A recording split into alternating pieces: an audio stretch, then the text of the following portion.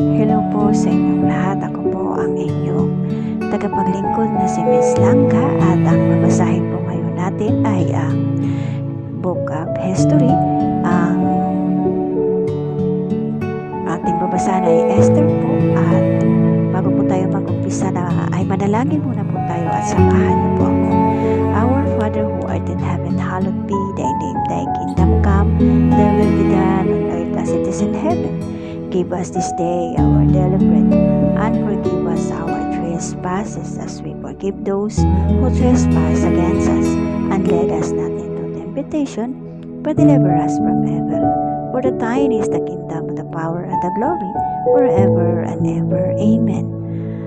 The Book of History po ito.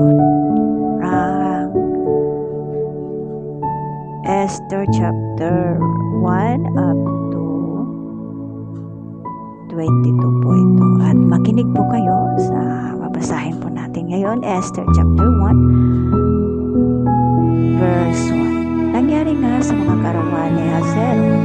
Ito ang Aswero na naghari mula sa India hanggang sa Ethiopia sa 127 lalawigan. Sa mga kaarawan niyaon ng maupo ang haring Aswero at tungtukan ng kanyang harian at sa Susan na bahay-hari. Sa 3 taon ng kanyang paghahari, siya ay gumawa ng isang kapistahan sa kanyang lahat ng mga prinsipe, at ang mga lingkod niya ay kapangyarihan ng Persya at Media. Ang mga mahal na tao at ang prinsipe ng mga lalawigan ay nasa harap nga niya. Nang kanyang ipakita ang mga kayamanan ng kanyang maluwalhating kaharian at ang karangalan ng kanyang marilag na kamahalan na malaong araw na 180 araw. At nang maganap ang arawan nito, at ang hari ay nagdaos ng isang kapistahan sa buong bayan na nangasa Susa na bahay-hari na mataas, at gayon din sa baba na 7 araw sa looban ng halamanan ng bahay ng hari. Nang may tabing na kayong puti, berde at bughaw na naipit na mga panaling mainam na lino, at ang kulay ube sa mga singsing na pilak, at ang haliging normal o marmol na ang mga hiligan ay ginto at pilak sa isang lapag na mapula at maputi at madilaw na maitim na marmol. At sila ay nagbigay sa kanila ng inumin sa mga sisidlang ito o ginto, na ang mga sisidlan ay magkakaiba sa ganang alak, at ang hari ayon sa kasaganaang hari, at ang pag-inom ay ayon sa kautusan walang pagpilit, sapagkat gayon ibinili ng hari sa lahat ng pinuno ng kanyang bahay na ng kanilang gawin ayon sa kalooban ng bawat isa. Si Basti na Elena naman ay nagdaos ng kapistahan sa mga babae sa bahay-hari na sa Haring Aswero nang 7 araw ng masayahan ang puso ng hari sa pamamagitan ng alak, kayang inutos kay Mihaman, kay Besta, kay Harbona, kay Bigta at kay Abagta, kay Sitar at kay Sakar o Karskas na 7 kamarero na nangaglilingkod sa harapan ng Haring Aswero, na dalhin ni Basti na reyna na may putong pagkarina sa harap ng hari upang ipakita mga tao at ang prinsipe ang kanyang kagandaan, sapagkat siya ay may magandang anyo. Ngunit ang reynang si Basti ay tumanggi na pumaroon sa utos ng hari sa pamamagitan ng mga kamarero, kaya't ang hari ay lubhang nag-init, at ang kanyang galit ay nag-alab sa kanya.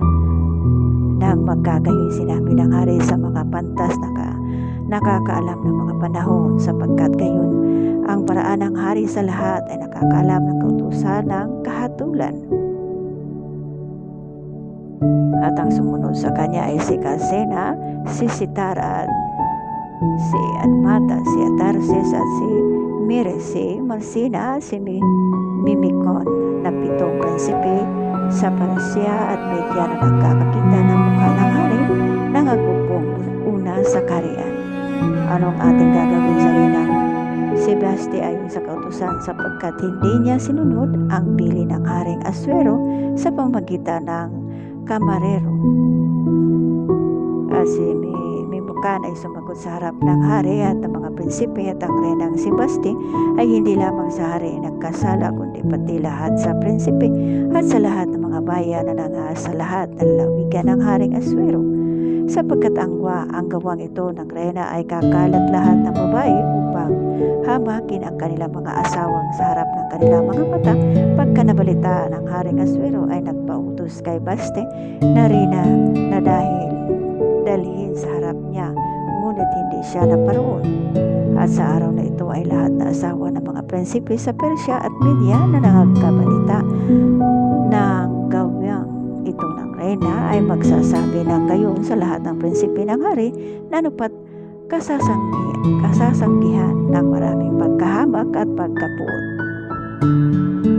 Kung kalulugdan ng hari, maglabas ng utos sa hari sa ganang hari at isulat sa mga kautusan ng mga taga-Persya at ang Medo upang huwag mabago na si Basti ay huwag nang pumaroon sa harap ng haring Aswero at ibigay ng hari ang kanyang kalagayang reyna sa iba na maigi kaysa kanya.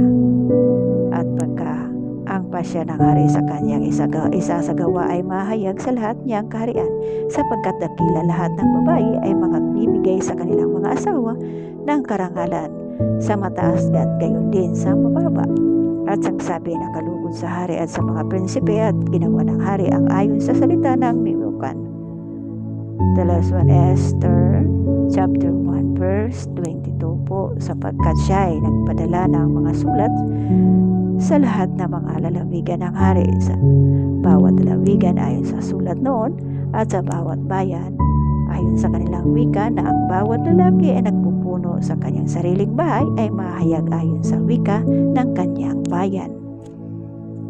Yan po ang history ng aklat po, at ito po Esther chapter 1 at hanggang 20